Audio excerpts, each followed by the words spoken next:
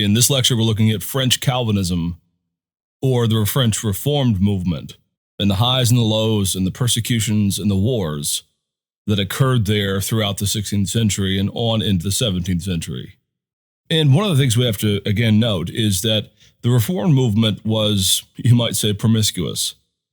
It always reached out, it always attempted to ingratiate itself with members of Protestant churches from other countries.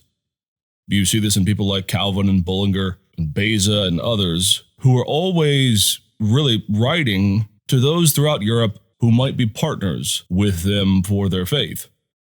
At times, it is a bit of an apologetics. They're trying to make sure that people move more in the Reformed direction, say on the sacraments, than towards the Lutheran direction.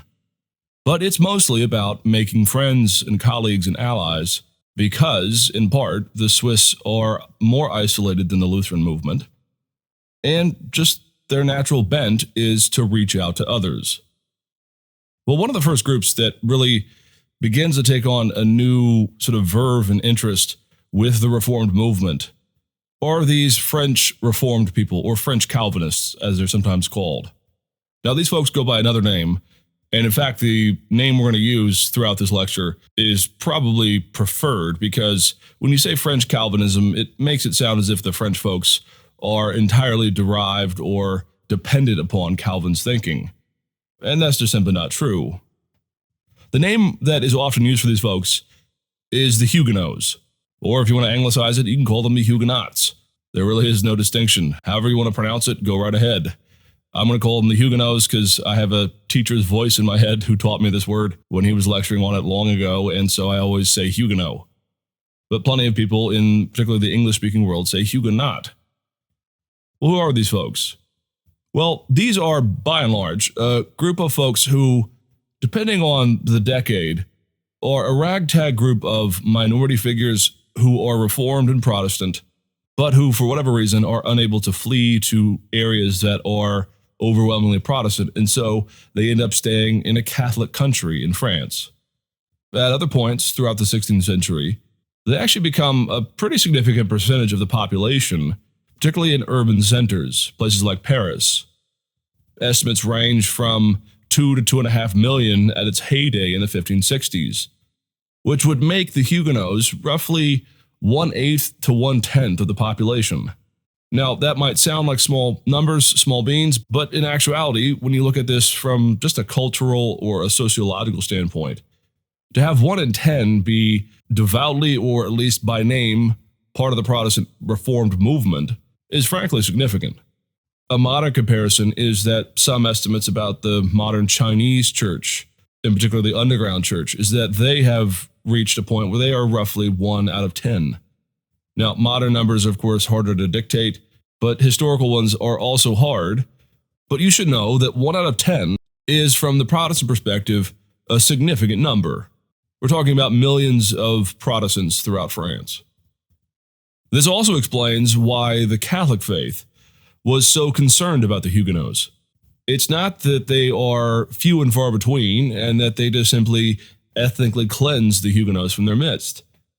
There is, and in particular by the 1560s, a real significant concern amongst the Catholic majority that the Huguenots were going to take over. And this is particularly the case whenever the Huguenots began to infiltrate the noble ranks and the noble houses. Now, one myth to go ahead and get rid of, if you've ever heard this, a lot of the propaganda about the Huguenots, a lot of the foundation, you might say, for the persecution of them, rested in large part on this claim by Catholics that the Huguenots were entirely militant, something like guerrilla warriors in their midst, always lurking about trying to overthrow the government. As we'll say here throughout this lecture, of course, there is a sense in which the Huguenots are militarized. They actually go to war at times. They participate in battles. They have blood on their hands at times, as much as the Catholics have blood on their hands. But we need to be careful not to see the Huguenots as a sort of bristling, armed-to-the-teeth group who are ready to overthrow and murder everybody in sight. A lot of that impression, again, is driven by the propaganda against them, which is never a sure ground whenever you're attempting to understand a populace. Well, what's the backstory? What is the origin of a lot of this fight? Well, in the life of Calvin, we see a bit of a microcosm as to what is going on in France. There were all throughout France, from even before the Reformation, a real robust humanist movement that at times sparked and inspired folks to become Protestant. Now, this is more at the elite level, meaning at the academic level or at the level of the leaders of society. You have to have a fair amount of education, frankly, to be a humanist. This is not the average layperson we're talking about here. But the microcosm for what Calvin went through is he and a number of others during his education had a great deal of freedom to explore and to delve into all kinds of humanist works. And they were even free, at least in terms of no one looking over their shoulder, to read Luther whenever they came across his works. You can contrast that with Henry VIII's England and its banning of books and its imposition of Catholicism, and it's not allowing any of these texts or ideas to come into their country if they could stop it. The French king at the time, in the early days, Francis I, saw himself as a humanist king. He saw himself as a thoughtful, reasonable, you might say moderate, though that word is used and abused today to mean someone who doesn't care about anything. But Francis is not this draconian, really sort of tyrannical Catholic for a number of years up until the 1530s. Not only that, but his sister, Marguerite of Navarre, is one of the most important evangelicals in the entirety of France. His own sister, in other words, has, though covertly, and she never leaves the Catholic Church officially, she's right there on the edge, though, but she actually supports and lobbies for Protestants to not be persecuted under her brother's regime. Well, a lot of this, again, is driving and inspiring folks to come right up to the line of Protestantism by and large.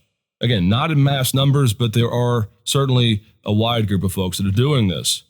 And this really speaks to something about the Reformation that we can acknowledge, which is whenever the clergy and whenever those in power, whenever the educated groups begin to really get affected by something, whenever they, say, become more Protestant or lean that way, you immediately see, or you tend to see at least, a trickling down of this into the laity.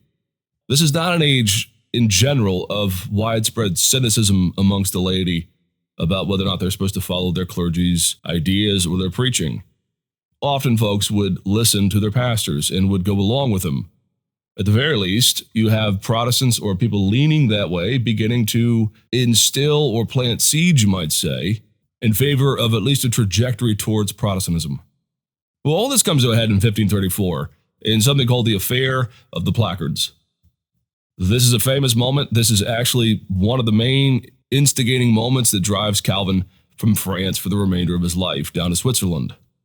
There were a number of folks who got a bit punchy about their Protestantism in Paris, and on one night in 1534, they printed off and they posted a number of placards all throughout the city that mocked the Mass and, in part, spoke ill of some of the veneration of the Virgin Mary. Well, that's bad enough, doing these kinds of covert things against the king's wishes or against the mayor of the city. The worst part of it, though, is someone at some point snuck in and put one on the king's bedchamber door. Now, that's treasonous, frankly. And it might not feel like so. We're thinking it's just a poster, it's just a piece of paper. Why would this be treason?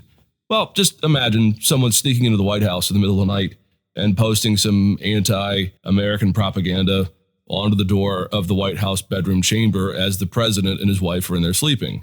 Essentially what it is saying is, we differ with you, you Catholics, and hey, by the way, we can get to you while you're sleeping.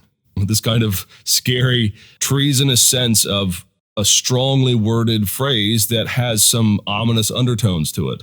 As a result, Francis turns on those who are evangelical. There was a burning of a number of known evangelicals there in Paris, just outside of Notre Dame. And it goes back and forth for a while. A number flee, heading down to places like Switzerland and other places. A number of them conform and hide their faith and go into hiding. Well, again, over time, the Huguenots, as they come to be known as, develop and evolve until the point where they are really beginning to rise up the ranks and become really an established group. Not established in the sense of being an institution, but established in the sense of being so large and so unwieldy that the Catholic Church and the nobility have to take note. Now, to understand what's about to happen from roughly 1560 on, you have to realize that there are three houses and three names that we're going to have to get familiar with here. What we have here is we have a ruling family, the Valois family. And the Valois family, again, is the lineage from whom the monarchy comes from. So Francis I is part of the Valois family. Now, the ruling family always in a kingdom will have convictions, but rarely will be the bludgeoning tool that tries to root out all kinds of heresies and problems and kill the populace.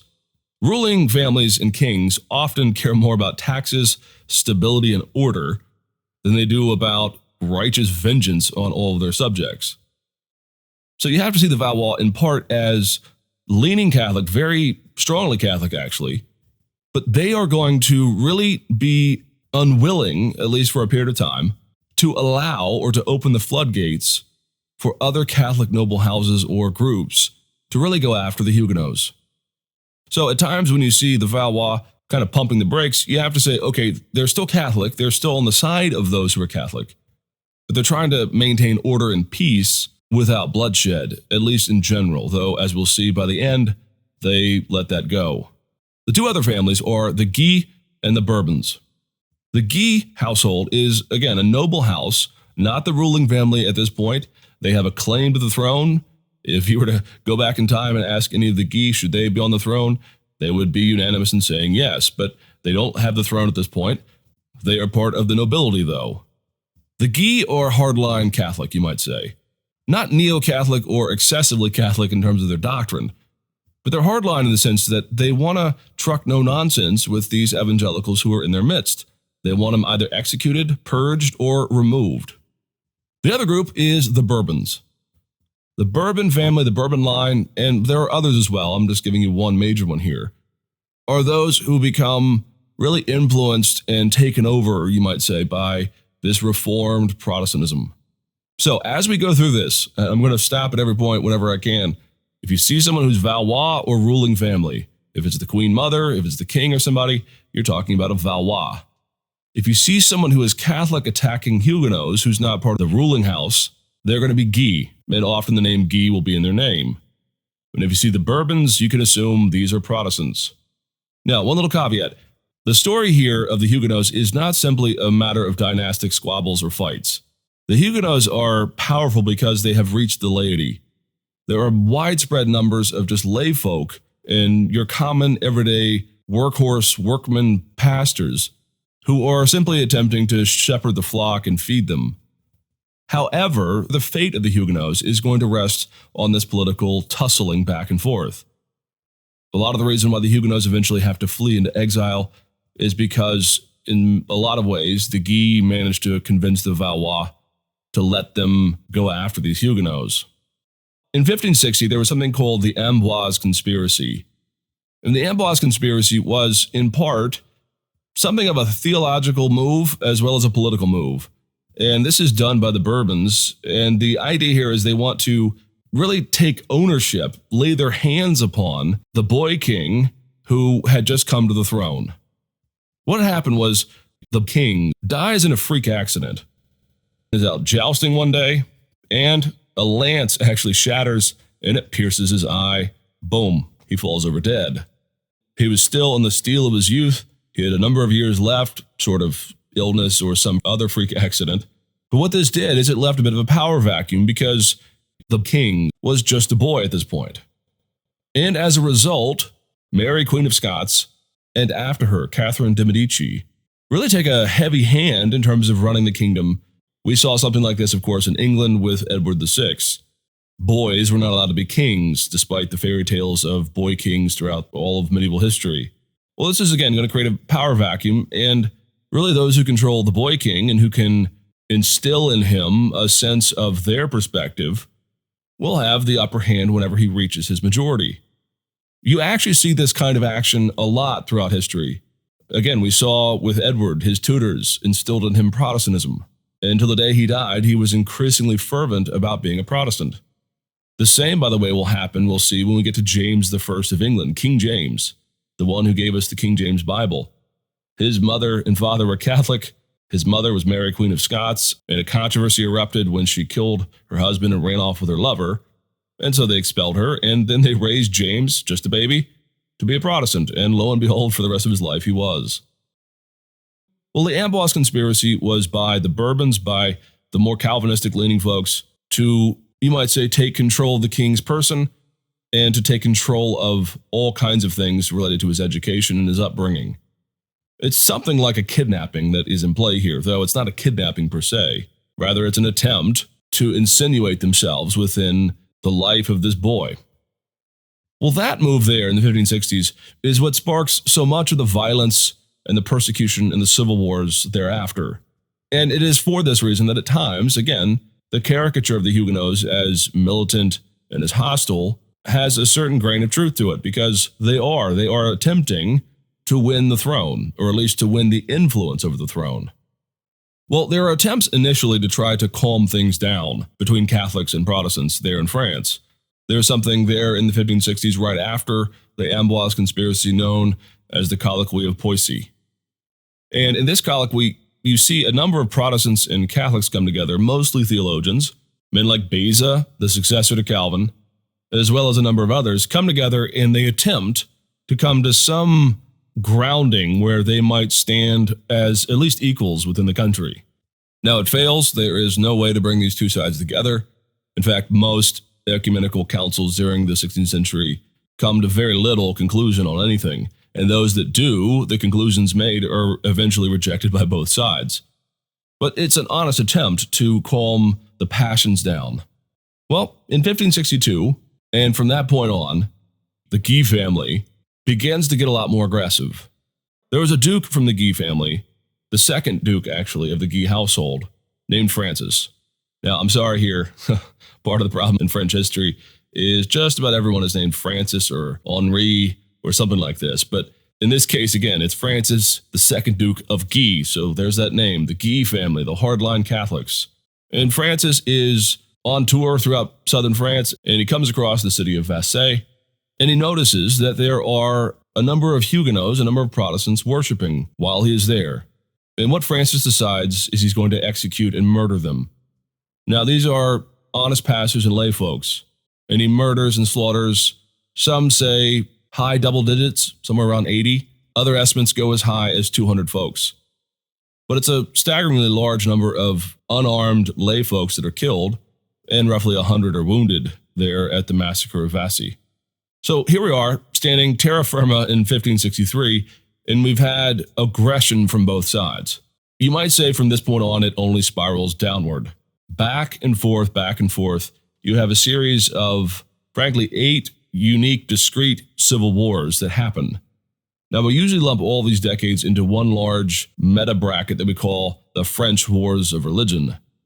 And the French Wars of Religion are part of the wider Wars of Religion, which we've talked about before. But when you get down to it, there are really a lot of skirmishes. I often use the analogy, this is a bit like a mafia war. You have one clan whacking one of the other side, and then, well, you got to have vengeance, so they come back and whack somebody on their side. And it only gets worse and worse.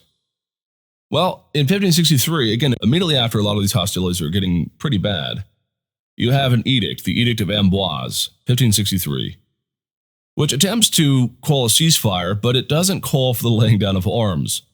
In fact, people have at times called this an armed peace, which, as history has shown us, armed peace is really not much of a peace at all, and it's only just sort of a prelude to another war, or another skirmish at least.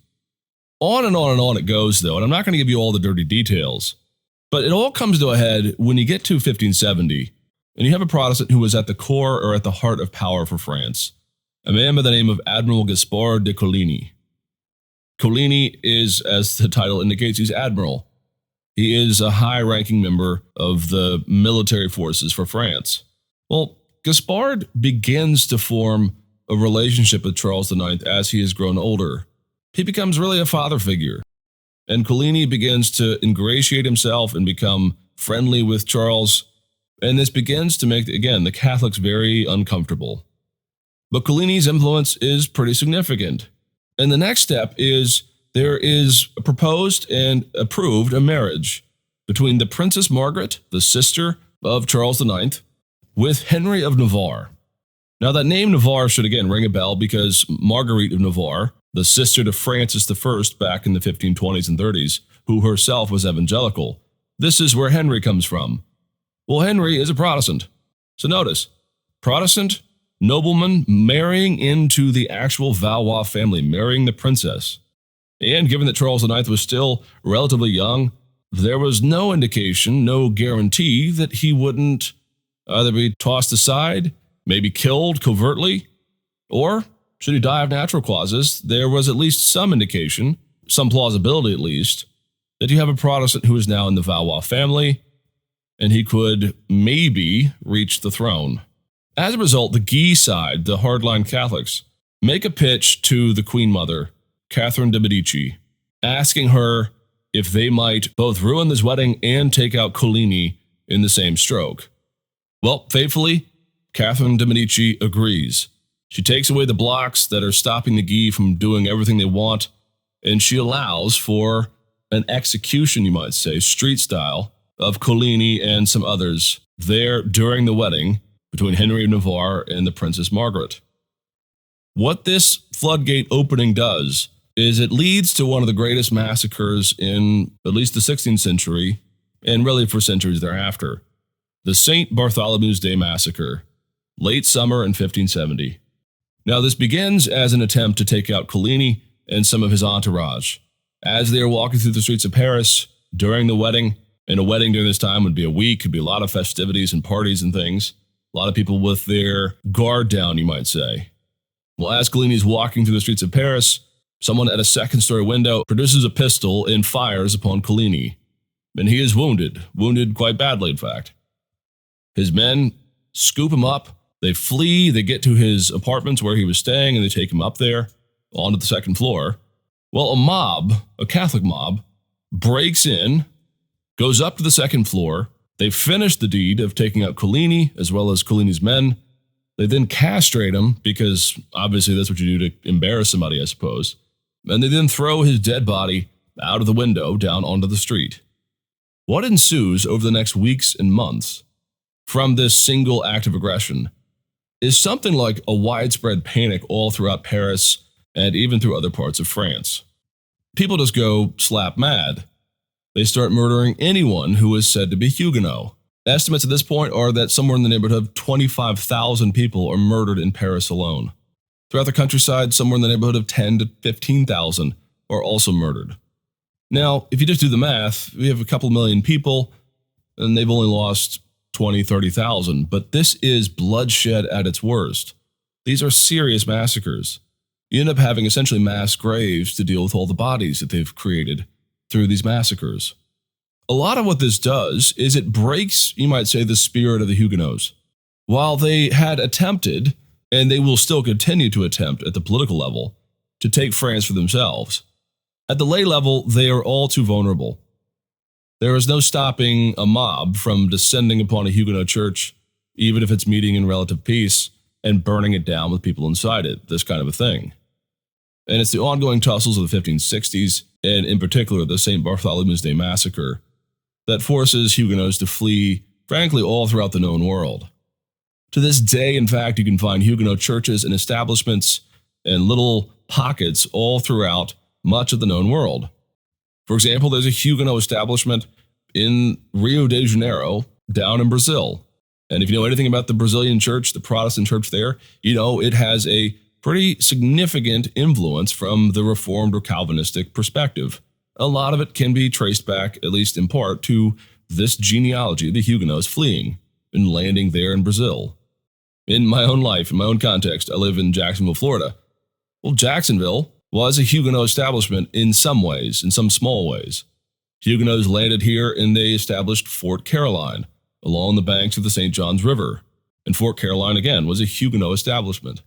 You can go through all areas of England, the Netherlands, South America, places like Brazil, South Africa, and all up and down the east coast of modern North America, and find places where Huguenots landed to escape the real serious persecution of their peoples. So at the lay level, you might say, there was a scattering, there was a fleeing of the Huguenots. of these French Calvinists in order to find a better place for themselves. And I do think this is worth noting because a lot of people in the modern American world think that only the Puritans, only the English were somewhat persecuted when they fled on boats like the Mayflower for the New World. Well, the Huguenots came first. Fort Caroline, for example, was established in the 1560s, a good number of decades before even the first Puritans, or pilgrims, you might say, began to leave England for the New World. And as I'll say when we get to those lectures, the Puritans and the pilgrims were hardly being persecuted anywhere close to the amount to the reality that the Huguenots were experiencing in France. Well, how did this end? What about the political level? Well, it ends with a really duplicitous kind of fellow, a guy who's gone down in history as a real kind of cynic, Henry IV. Henry IV was, again, the same Henry who had married the Princess Margaret. He does, at some point, lay claim to the throne and believe that it's his. And the civil wars carry on, and Henry marches step by step on his way to take Paris, which, in part, in a very significant way, would mean that he would capture the throne. Well, at some point in the 1590s, Henry converts to Catholicism. And historians have long tried to figure out why he would do this. He kind of rides on the wave of Protestantism, and then at the end, he converts. There is one unfortunate phrase that he uttered, which is that, quote, Paris is worth at least a mass. And what probably the majority opinion is, though again, there are challenges to this theory, is that Henry comes to the conclusion that at some point he is not going to rule France as a Protestant. And what he wants more than anything is to rule and to be king. And for him, the religious factor, whether he's Catholic or Protestant, was maybe not irrelevant, but to him, it was worth becoming Catholic in order to take Paris and to take the throne. And that is what he does. Now, one last piece. Not all of the French Protestants fled. It's not as if everyone left.